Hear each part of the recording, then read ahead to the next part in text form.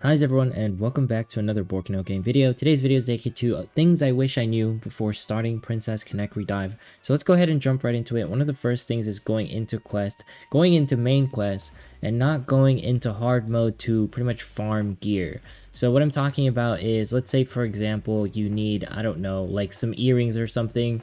They can pretty much drop from these locations at a double rate. You don't need yellow earrings. You're probably going to need these green earrings. They're the bane of my existence. So make sure to farm these.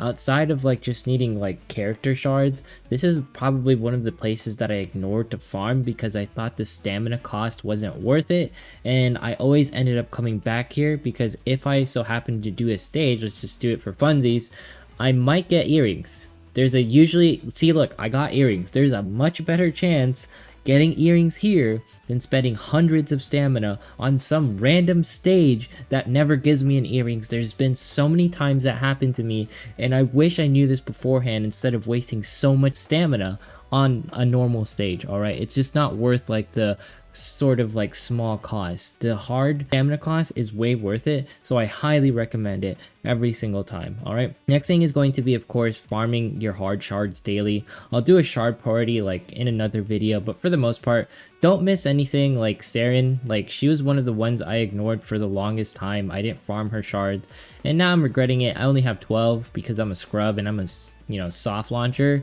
And yeah, she's really necessary. She's SS tier in JP, CN, and all the other servers, and I'm not farming her, so I really wish I just farmed hard shards, at least hers, like every single day.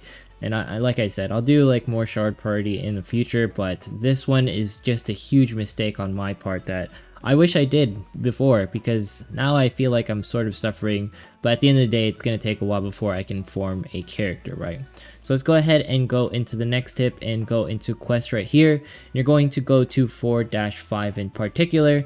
Now, one of the things that I've said before in previous videos is before you go to PvP, you gotta wait a little. What I mean by that is, don't just go into PvP without a plan. The 4-5 is the place to sit. Once you get to 4-6, you unlock PvP, alright? And what I mean by a plan is, for example, you have your base party, you go into your PvP area, and you edit, okay? And you have a set roster where you're like, alright, these are my 5 units that I'm going to use.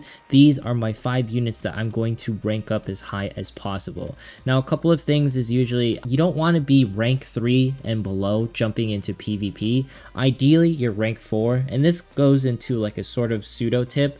The way like this works, right? Let's go into a brand new character that I technically haven't leveled up too much. Let's go into, for example, Ray right here. I haven't used her whatsoever. If you click her character profile and you click rank details, you can actually see the future gear that they need. So for example, this blade right here usually only comes from chapter like 5 and 6, right? So what I'm trying to say here is, if you can plan your gear, try to make it so that you are steps ahead in arena, because when you jump into arena, for example, you don't want to be, starting out weak. You want to be as strong as possible, whether you're in a new PvP bracket or not. You want to push as high as possible, and I would almost say it's worth it to refresh your attempts. That way you can get through all of the bots, so you don't have to deal with real players, because everyone in my bracket now, obviously they're real players. You want to take out as many of the bots as possible, because the bots have terrible defense lines. They'll put something like Misogi as the tank, and you can easily burn through Misogi. They don't run like Miyako sometimes in like the bot PvP, so you want to take advantage of having a very flexible team, high ranked enough. And this goes into another tip. If you go into main quest, right, one of the things that I want us to know, so if you want to farm rank 5 gear, you usually have to be in chapter 5, or you have to be in a chapter ahead of that. So for example, the highest character ranks that we can get right now is rank 7, right? And the reason why we can't unlock this gear piece, because this is only available in chapter 9. If you are farming gear and you're like, hey, I want to get to rank 5, well, you actually have to be at least chapter 6 in order to farm all of the gear. So in this case, we're only like rank 7. we're missing like this piece of gear that drops from chapter 9. And then the next thing is, of course, you know, making sure that you sit at 8-14. This goes back similar to the tip that I just provided. The reason why you want to sit at 8-14 in particular is because of the fact that if you hit 8-15, you're going to unlock the princess arena. And no, it's not about, you know, waiting for a new bracket. I have to say it's more along the lines that you actually have two teams ready for princess arena. You do not need 3, you only need 2. So for example, I have Team Coco and Team Monica. These were the 2 teams that I thought were good in princess arena. I was not prepared. I did not have them leveled up. I ended up falling flat in my face in princess arena. And yes, it's worth it to push during the early phases so that way you can get through the bots in the early phases. All right, when you jump into princess arena, you want to be as strong as possible. That way you can just push, keep pushing and pushing and pushing. Don't stop. Only stop if you feel like the bots are getting overwhelming, because you just don't want to be stopped by players. Because then let's go into quest, let's go into princess arena, and then you jump right here into, like, you know, you click the eye and now you can't see anyone. All right, you can't see the bots, but at least, like, you know it's a bot if they don't have any wins. And bots usually have terrible parties, they're not properly optimized, whereas people are just smarter, they run better teams, they run double tanks. Bots, they sort of do that, but they're kind of terrible at it. All right, so the next thing is going to be going into your home menu and going into shop. Please, for the love of God, it's worth it to buy stuff in the bonus shop. I always do it. One of the things, like I said, we covered it before, was buying those damned earrings. If you see like anything, like any of those earrings whatsoever, because I bet you Ray has some earrings that she wants, right? Yeah, those green earrings, she wants those too, and she's probably going to want blue earrings if she has the lion's necklace. No, she doesn't have it. These shields, these are also the bane of my existence. So if you ever see like any of these shields, you see like this green earring in particular, you buy that from the bonus shop. It's absolutely worth it. Also, feel free to buy the EXP pots if you need it. I'm actually running out myself, you know, because if you go into level up, I only have 12, 6, and 5. And I have a bunch of characters obviously leveled up, but I've also bought the Grotto pack, so kind of like you do eventually run out of EXP. EXP feels like it's abundant, so I wish I knew that I should buy my EXP like ahead of time, right? That's like such a huge mistake that I made. I know mana, it's very difficult to obtain, but later on in the game, you can see here I'm sitting on like 14 million mana. In the end parts of the game, it's easier to mitigate those costs. All right, just note that what I'm trying to say, buy from the bonus shop, is stuff like those earrings, those rare pieces of gear, because it's going to cost you hundreds of stamina in order to actually obtain that gear. So it's much better to just buy, you know, use that 2000 bit of mana to buy an earring versus spending like 50 stamina trying to lose your mind getting those damn green, blue earrings and that lion's necklace, those banes of my existence. All right, next thing is going to be going into quest and then going into dungeon. This was a huge mistake that I made, thinking that in dungeon I couldn't complete it. Now, if you didn't know, if you lose in dungeon, you can actually keep retrying so long as your characters stay alive. If you feel like, oh man, I'm like gonna lose, you can just jump out, suspend your battle, and try again, try again, try again. Don't be afraid to fail in cloud top peaks, because I believe in you, and if you're like around like 30 plus or 40 plus or 20 plus even, you might be able to tackle it. Just go ahead and give it a try, because you lose nothing by pretty much losing at the boss. All right, also, if you haven't beat normal and you unlock hard, make sure to do hard. I made the mistake of constantly doing normal even though I unlocked hard, because I thought it was going to be, you know, much harder. Pretty much the only thing that's hard about these dungeons are the bosses, but make sure to always try to tackle the boss, because that boss is worth it. Because if you go into that guild house, you can get stamina from these, you know, little trinkets that we get from the dungeons. Okay, now this might not sound all right, but I have to say it. Make sure to pretty much buy the packs.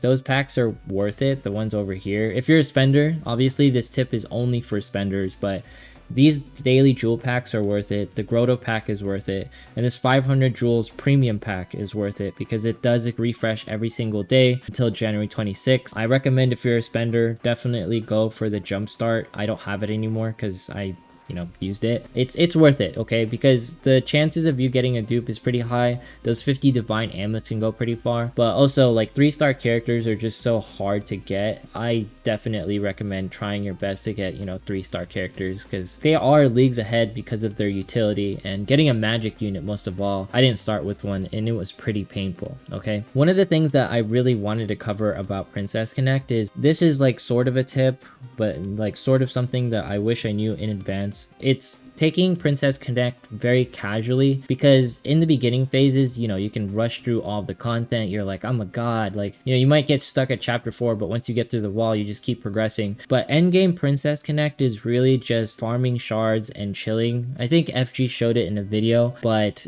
that is most of Princess Connect, and waiting for events to pretty much drop in the quest hub.